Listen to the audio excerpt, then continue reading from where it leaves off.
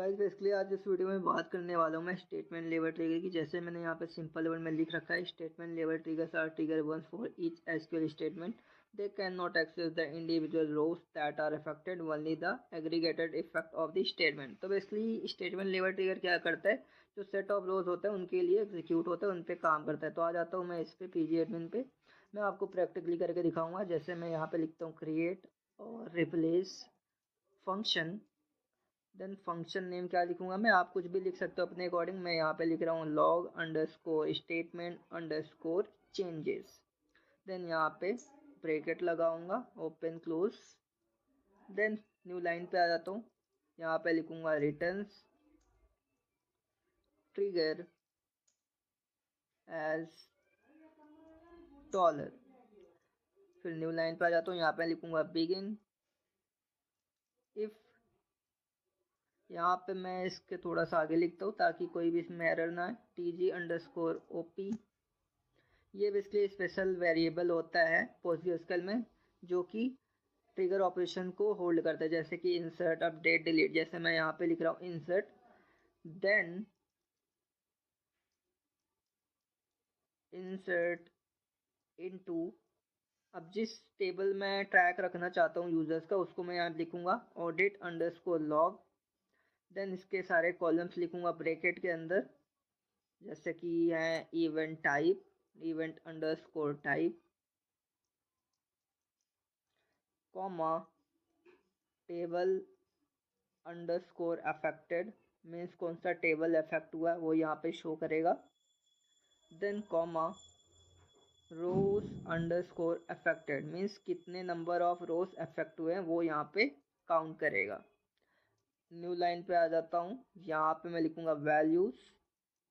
अब जो भी हमने ऑपरेशन परफॉर्म करना है वो यहाँ पे लिखूंगा, जैसे कि मेरे को यहाँ पे लिखना है insert comma tg underscore table underscore name comma 1, then bracket close. Case के बाद न्यू लाइन पे आ जाता हूँ, यहाँ पे मैं न्यू कंडीशन लगाऊंगा। यहाँ पे लिखूंगा मैं एल्स इफ, जिसकी स्पेलिंग होगी ELS इफ। अभी इसको मैं थोड़ा सा सेट कर देता हूँ ताकि एग्जीक्यूट करने पे कोई एरर ना आए, क्योंकि इसमें क्या होता है कभी कभी स्पेस की वजह से एरर आ जाता है। तो अभी यहाँ पे मैं लिख देता हूँ एक बार एल्स इफ न्यू कंडीशन। तो जब भी आप कोई कंडीशन लगा रहे हो तो वो दोनों, वो सारे सेम लाइन पे, मीन्स एक सीध में होने चाहिए, उससे आपका एरर से आप बच जाओगे। तो यहाँ पे मैंने लिखा tg_op। अभी जो परफॉर्म करना है, हमने क्या परफॉर्म करना है, अपडेट कमांड। तो यहाँ पे लिखूंगा अपडेट। देन अब सेम वही मैं क्या करूँगा, कॉपी पेस्ट कर दूंगा इंसर्ट वाली। जस्ट उसमें क्या करूँगा, वहाँ पे इंसर्ट था उसकी जगह पे मैं क्या करूँगा, इन्वर्टेड कॉमा के बीच में अंदर मैं लिख दूंगा अपडेट। जस्ट यही मुझे यहाँ पे चेंजेस करना होगा। जैसे यहाँ पे देख सकते हो इंसर्ट लिखा हुआ है, इसको मैं अपडेट कर दूंगा। अभी न्यू कंडीशन में लगाता हूँ एल्स इफ। जैसे कि मैंने बताया था कंडीशन एक लाइन पे ही होनी चाहिए, मीन्स एक सीध में। अभी यहाँ पे लिखूंगा एल्स इफ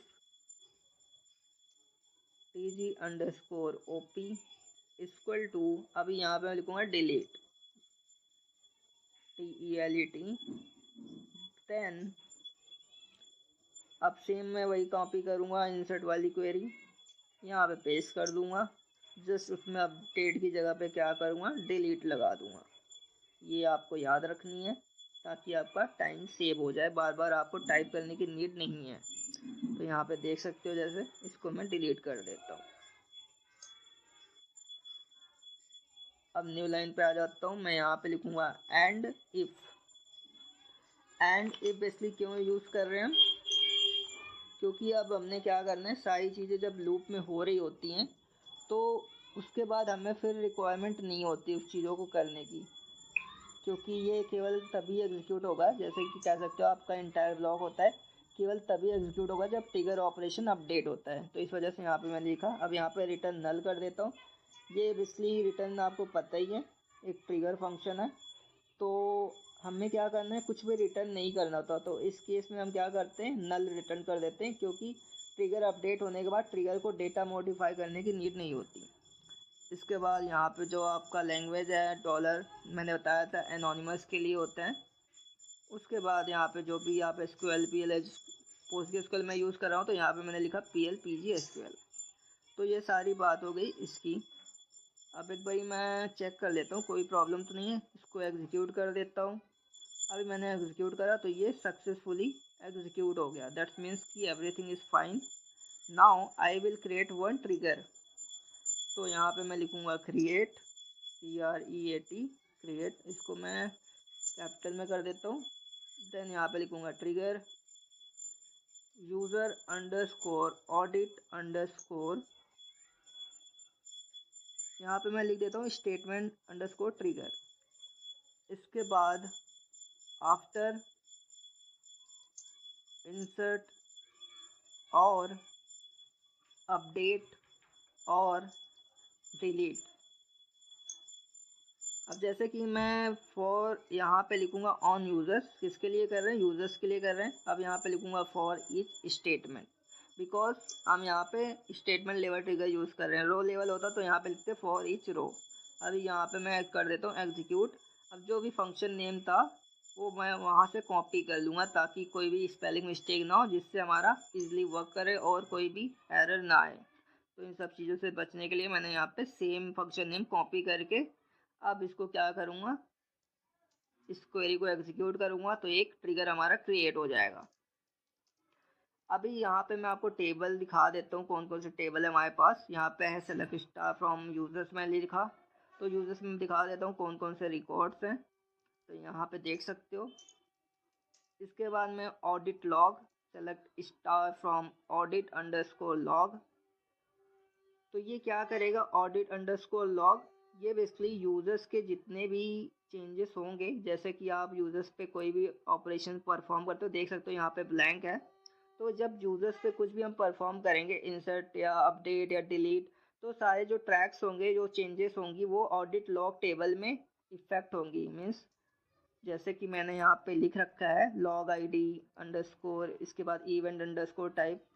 अभी यहाँ पे मैं आपको अपडेट क्वेरी लिख के दिखाता हूँ। जैसे मैंने यहाँ लिखा update users set status equal to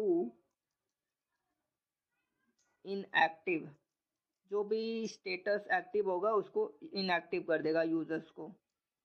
यहाँ पे कंडीशन लगाऊंगा वेयर, वेयर क्लॉज होता है बेसिकली। इसके बाद यहाँ से मैंने चेक करना है कि कौन कौन से रिकॉर्ड हैं इसमें, तो मैं यूज़र नेम बेसिकली चेक करना चाहता हूँ। तो मैंने यहाँ पे लिखा यूज़र नेम इक्वल टू, अब जो भी यूज़र नेम हो यहाँ पे आप लिख दो। अब इस क्वेरी को एग्जीक्यूट कर दो।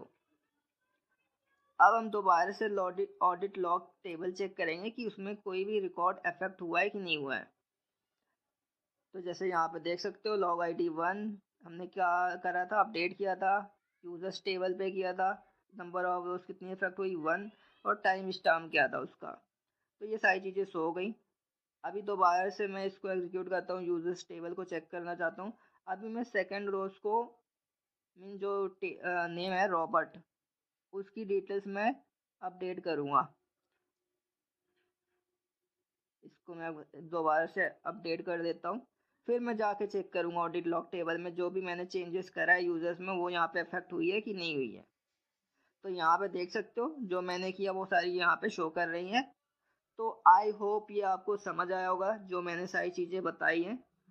तो आज के लिए एंड करते हैं। Have a good day, enjoy. अगर आपको कोई भी डाउट आता है आप कमेंट सेक्शन में पूछ